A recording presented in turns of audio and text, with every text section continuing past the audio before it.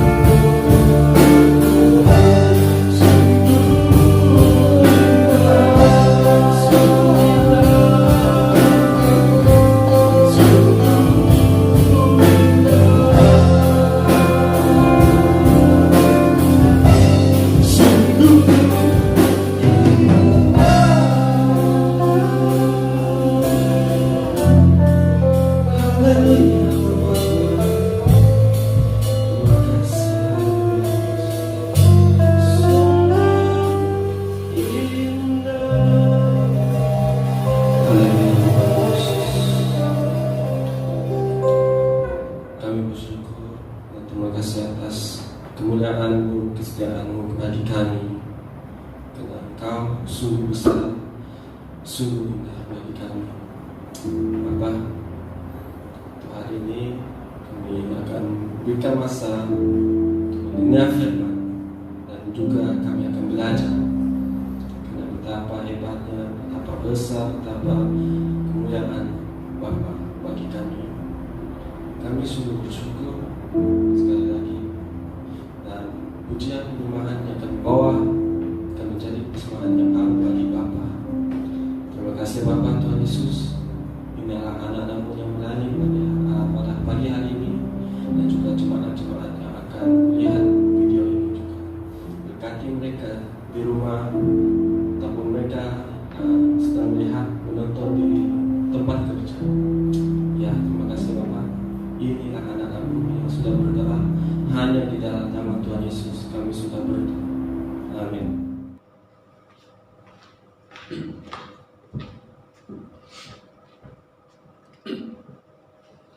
Salam Bapak Ibu, jemaat dan para pendengar sekalian. Pagi hari ini kita bersyukur kepada Tuhan sebab Tuhan itu sangat baik bagi kita, telah mempertemukan kita sekali lagi pada minggu ini di dalam kebaktian online kita pada pagi hari ini. Meneruskan ibadah kita sebelum kita mendengar firman Tuhan, mari kita berdoa.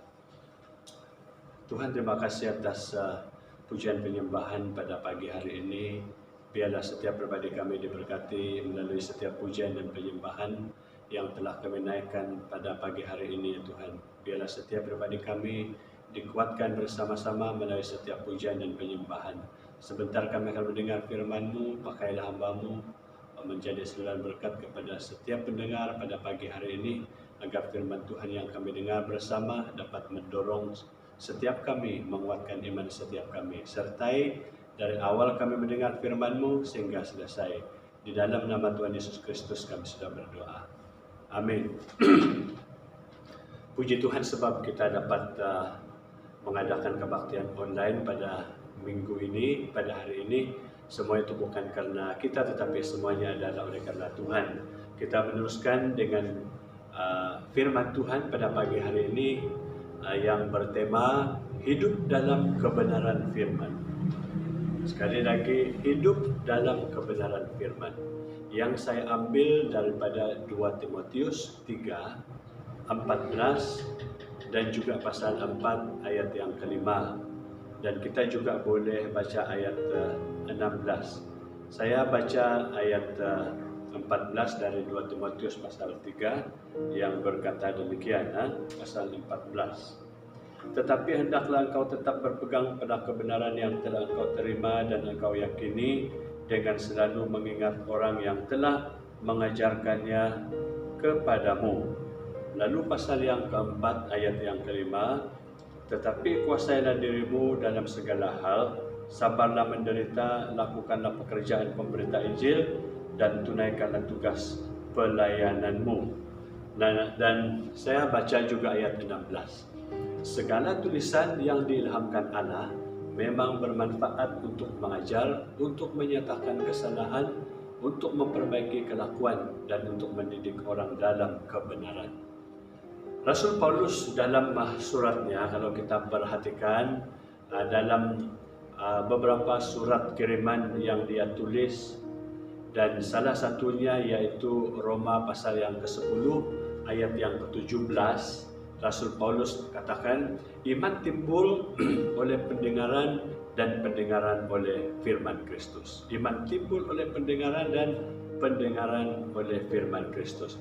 Jadi tema kita adalah hidup dalam kebenaran. Itu sebabnya dalam Roma 10 ayat 17,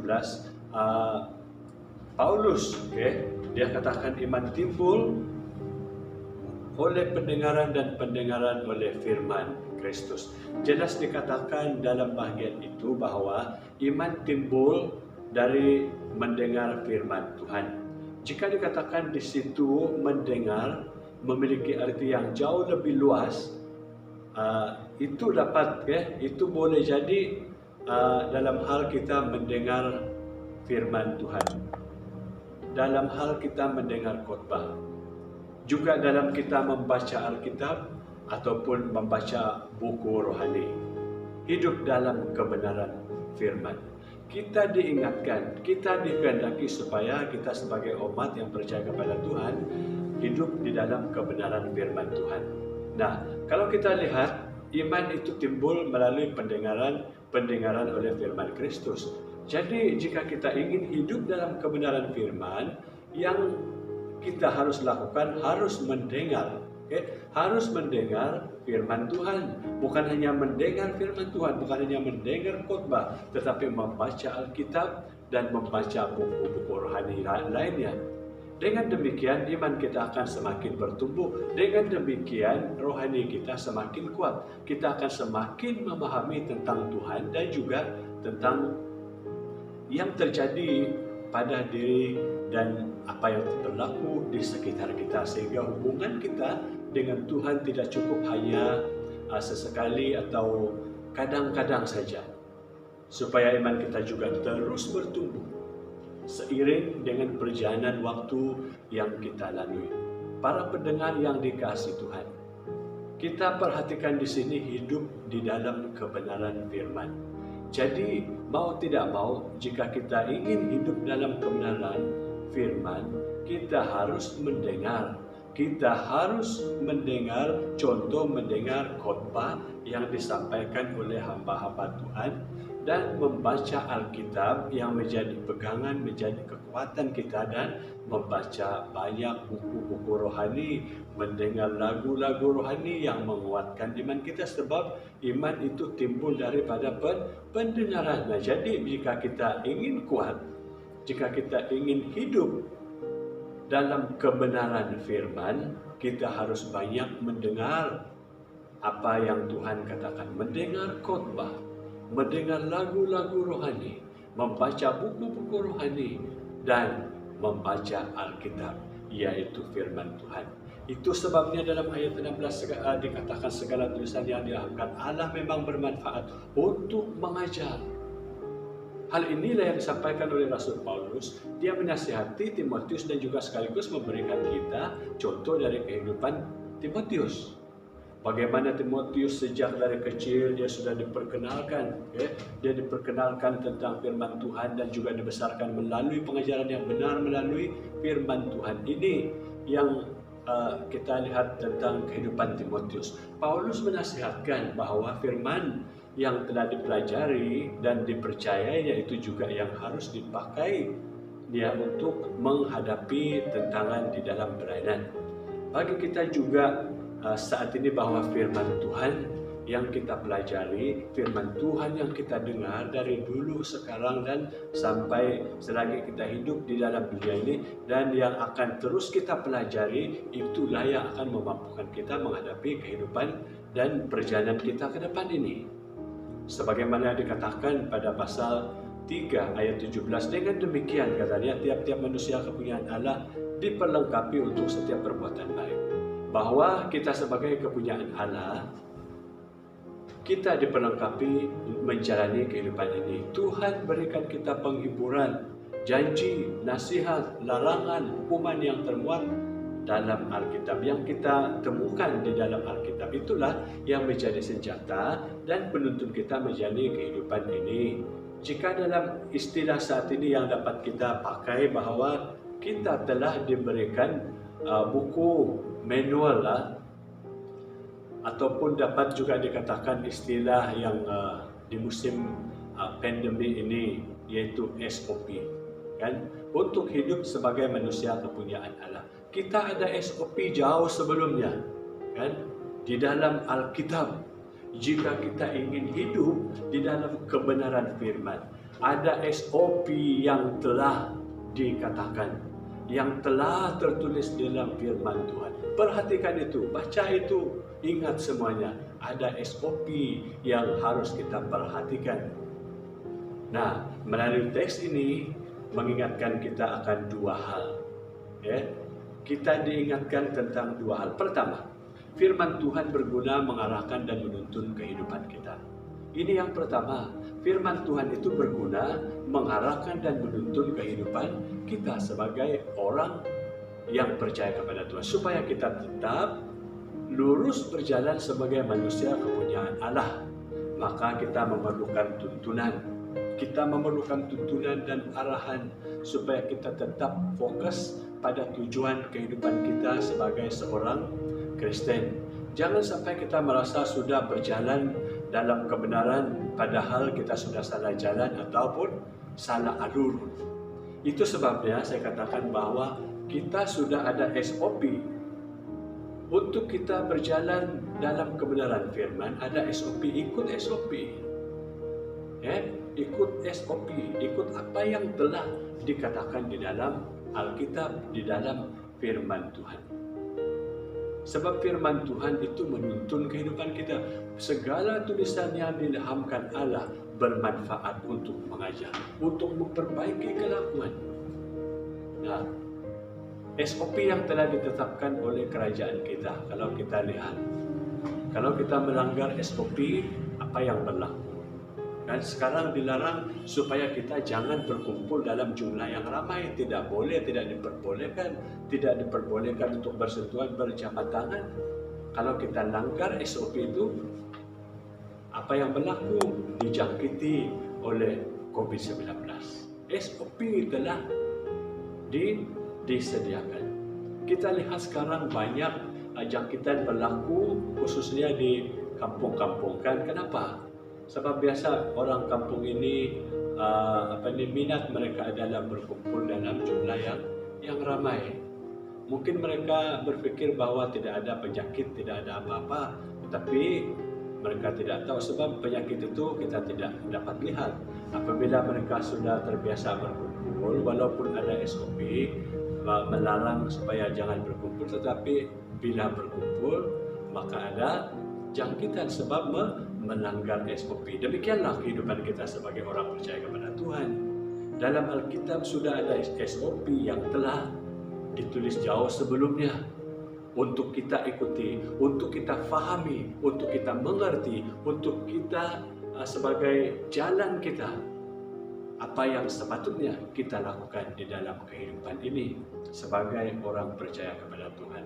Jangan kita salah alur, salah jalan. Dalam Mazmur dikatakan jangan kita menurut nasihat orang fasik. Jika kita berjalan menurut nasihat orang fasik, apa yang akan berlaku? Nah, jadi firman Tuhan berguna mengarahkan dan menuntun kehidupan kita sehingga mendengar, membaca dan memahami firman Tuhan itu tidak boleh seperti seorang yang datang ke farmasi. Jika dia batuk, maka dia membeli obat batuk. Betul kan? Jika kita batuk, kita membeli obat batuk. Jika kita demam, maka yang kita beli juga pun adalah obat demam, Panadol. Firman Tuhan harus kita terima dengan utuh. Tidak hanya sepotong-sepotong kata Indonesia, tidak hanya sepotong-sepotong, hanya ini saja kita ikut, yang ini tidak. Kita tidak dapat bergumul dengan firman Tuhan hanya ketika kita sedang susah ataupun ketika kita sedang waktu kita suka, waktu kita ada mood baik, baru kita cari Tuhan ataupun sebaliknya. Dan kita juga tidak boleh hanya menerima firman Tuhan, hanya mengambil bahagian tentang berkat ataupun tentang keselamatan. Ada orang Kristen yang mengaku orang percaya Tuhan, tetapi apabila firman Tuhan itu kena dengan pribadinya, dia akan skip itu, dia tidak akan baca itu. Sebab kena dengan pribadinya, firman Tuhan tidak boleh diperlakukan seperti itu. Itu sebabnya segala tulisan yang diilhamkan Allah, dia bermanfaat untuk memperbaiki kelakuan kita. Sepatutnya kita harus baca firman Tuhan. Jangan yang ini dibuang, yang ini diambil. Hanya baca berkat-berkat, hanya yang berkenan dengan berkat, dengan sukacita, baru kita mau baca. Yang tentang sesuatu yang menegur kita, kita tidak membaca itu. Kita skip saja, tinggalkan saja itu. Bukan diperlakukan seperti itu. Namun kita juga harus menerima apa yang Tuhan katakan tentang hukumnya. Jika Tuhan melalui firman Tuhan itu yang kita baca, yang kita dengar, menegur kita, bersyukurlah. Kita harus bersyukur, haleluya, puji Tuhan, firman-Mu menegur saya Tuhan. Jangan sebaliknya. Semua firman Tuhan harus untuk kita terima dan lakukan dalam kehidupan kita. Jangan sebahagian saja diambil, jangan sebahagian saja dilakukan. Dari kitab Kejadian sampai Wahyu, Bapak Ibu yang Tuhan Yesus kasih, adalah rangkaian yang tak terpisahkan. Semua kitab yang ada dalam Alkitab akan saling menerangkan satu dengan yang lain. Saling menerangkan, saling mempelengkapi satu akan yang lain. Itu sebabnya firman Tuhan itu berguna mengarahkan dan menuntun kehidupan kita. Sekali lagi, firman Tuhan berguna mengarahkan dan menuntun hidup kita. Jadi perhatikan, cintailah firman Tuhan. Yang kedua, firman Tuhan menjaga kita dari ajaran sesat. Dalam kehidupan ini kita juga harus berhati-hati akan ajaran sesat yang dapat membuatkan kita tersesat. Nama sudah ajaran sesat. Kalau di ajaran sesat itu membuatkan kita tersesat, betul? Kan? Namanya sudah ajaran sesat. Kalau kita dengar, pasti kita akan tersesat, ikut lama-lama kita akan ikut juga. Yaitu ajaran sesat yang mengatasnamakan firman Tuhan ataupun yang memperalatkan firman Tuhan. Sepertinya kita diarahkan tentang suatu kebenaran, justru kita dibawa kepada kesesatan. Ada orang yang mempergunakan firman Tuhan untuk menutupi dosa, untuk menutupi kesalahan, untuk menutupi kelemahannya, dia menggunakan firman Tuhan. Kan? Sadar atau tidak? Apabila seseorang itu menggunakan firman Tuhan, apa kita nak jawab? Kan? Oh, Tuhan katakan seperti ini. Oh, Tuhan berbicara seperti ini. Betulkah Tuhan yang berbicara ataupun dia sendiri? Suara dia sendiri. Perhatikan, saudara, pendengar yang Tuhan Yesus kasihi. Jika kita mendengar firman Tuhan itu baik-baik, rajin membaca Alkitab, membaca buku-buku rohani, banyak hal yang kita pelajari dan menjaga kita dari ajaran-ajaran sesat. Kita akan disesatkan, kita boleh saja disesatkan dengan topeng hidup baru. Hidup menuju surga dengan mukjizat, kesembuhan ataupun hidup yang berkelimpahan berkat. Sekarang ini banyak yang kita dengar, baik itu melalui YouTube, baik itu melalui pengalaman kita sendiri. Orang selalu bercakap, hamba-hamba Tuhan ada yang bercakap tentang kehidupan baru. Jika kamu seperti ini, Tuhan akan buat seperti ini. Jika kamu hidup benar, Tuhan akan memberkati, hidup berkelimpahan. Apatah lagi apabila orang itu dapat membuat mukjizat dalam khotbahnya, waktu dia berkhotbah, dalam pelayanannya disertai dengan mukjizat. Wah, kita mudah percaya, oh ini orang memang luar biasa, dipakai Tuhan. Ada kesembuhan, puji Tuhan. Kata kita, pikir kita. Dan banyak hal. Sehingga ada yang katakan, oh kamu sakit sebab kamu berdosa. Betulkah dia sakit? Betulkah orang itu sakit sebab dia berdosa? Sehingga orang, jika kita mengatakan kepada orang seperti itu, apa yang akan berlaku, bagaimana perasaan dia, ini yang harus kita lihat, Bapak Ibu para pendengar yang dikasihi Tuhan. Masa sekarang ini banyak ajaran sesat. Itu makanya, itu sebabnya apabila kita mendengar khotbah, membaca firman Tuhan, renungkan itu baik-baik. Firman Tuhan telah mengajarkan kita jauh sebelumnya. Ada garis-garis panduan apa yang harus kita lakukan waktu kita berhadapan dengan ajaran sesat. Dan firman Tuhanlah satu-satunya yang menjaga kita daripada ajaran sesat itu. Banyak orang sekarang keliru, bingung dengan ajaran-ajaran, dengan doktrin-doktrin yang disampaikan oleh hamba Tuhan. Orang yang mengaku dia adalah orang yang dipakai Tuhan, tetapi malah kehidupan mereka sebaliknya yang orang lihat. Dalam masa yang sama kongsi tentang firman Tuhan. Dalam masa yang sama seakan-akan orang yang rohani, seakan-akan orang yang kuat imannya. Tetapi dalam masa yang sama juga pribadinya jauh daripada kehidupan seperti mana orang yang percaya kepada Tuhan. Ada yang kita lihat seperti ini. Tuhan Yesus menegur orang Farisi dan ahli Taurat. Celakalah kamu, hai ahli Taurat dan orang Farisi, katanya. Kenapa? Memang mereka tahu kebenaran. Memang mereka sudah ahli Taurat. Tetapi apa yang mereka ajar, tidak mereka lakukan. Apabila mereka berdiri di hadapan, mereka terlalu rohani, nampak terlalu rohani. Apabila mereka berdoa di tempat yang nampak, kalau tempat yang tinggi, kalau boleh di situ mereka berdiri. Di tikungan jalan, di persimpangan jalan, katanya kan. Supaya dilihat orang, supaya orang akan tahu, mereka ini memang adalah orang yang benar-benar rohani, kuat imannya. Sekarang ini ada orang Kristen yang mengaku orang percaya kepada Tuhan, hidup seperti ahli Taurat dan orang Farisi. Seolah-olah rohani mereka kan, kuat. Seolah-olah iman mereka tinggi.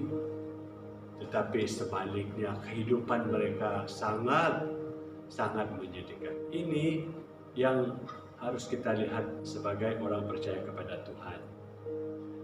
Firman Tuhan menjaga kita daripada ajaran sesat. Firman Tuhan menjaga kita daripada ajaran sesat. Jadi itu sebab saya katakan tadi bahwa kita boleh saja disesatkan dengan yang bertopengkan kehidupan baru, orang yang bertopengkan kehidupan baru, ataupun ajaran yang menuju ke surga dengan mukjizat ataupun kesembuhan. Ingat, pertumbuhan iman tergantung pada orangnya, pada pribadi kita. Bagaimana orang itu hidup, menghidupi imannya. Dimanapun kita beribadah, Bapak Ibu, para pendengar yang Tuhan Yesus kasihi, dimanapun kita beribadah, gereja manapun, sama saja jika kita tidak ada niat untuk bertumbuh dalam iman. Ada orang yang katakan, di gereja ini baru seperti ini, gereja ini tidak baguslah. Gereja ini baru bagus, gereja ini tidak bagus. Semua gereja sama, cuma yang tak sama adalah pribadi kita. Dimanapun kita beribadah, kalau kita tidak sungguh-sungguh mencari Tuhan, kalau kita hanya pergi ke gereja, sebuah gereja itu hanya melihat keramaian, hanya mau yang enak-enak saja, hanya untuk memuaskan keinginan kita saja, apa yang kita inginkan, sampai bila pun kita tidak akan temukan gereja yang seperti itu. Dia bergantung dengan kita sendiri, pribadi kita sendiri. Dimanapun gereja kita, dimanapun kita beribadah, pasti jika kita sungguh-sungguh mencari Tuhan, iman kita pasti akan bertumbuh. Sebab orang lain tidak akan dapat menumbuhkan iman kita atau menentukan kehidupan kita. Tetapi bagaimana kita membuka diri untuk hidup di dalam firman Tuhan. Sebagaimana yang dikatakan di pasal 4 ayat yang ketiga ini, karena akan datang waktunya, dari pasal 4 ketika orang tidak dapat lagi menerima ajaran sehat, tetapi mereka akan mengumpulkan guru-guru menurut kehendaknya untuk memuaskan keinginan telinganya. Memang betul sekarang perkara itu berlaku. Sekarang ini di mana-mana, apapun, maksud saya dalam media massa, media sosial, YouTube, suka hati kita pilih khotbah yang seperti apa. Kalau khotbah yang banyak lucu-lucunya, kita cari pengkhotbah yang ini. Dia banyak khotbah yang bikin ketawa-ketawa. Khotbah yang banyak tentang kesembuhan. Ini pendetanya, ini hamba Tuhannya. Khotbah yang bercerita tentang kesembuhan, tentang mukjizat. Sukati, semua di ujung jari kan? Sedar atau tidak sedar. Sekarang apa yang dikatakan dalam firman Tuhan sudah berlaku. akan datang waktunya orang tidak dapat lagi menerima ajaran sehat, tetapi mereka akan mengumpulkan guru-guru menurut kehendaknya untuk hanya memuaskan keinginan telinganya. Yang menyedapkan telinga itu yang diterima.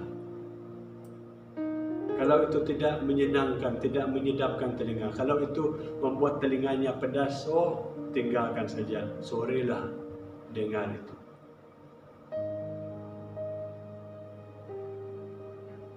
Dalam keadaan sekarang, banyak yang boleh kita buat.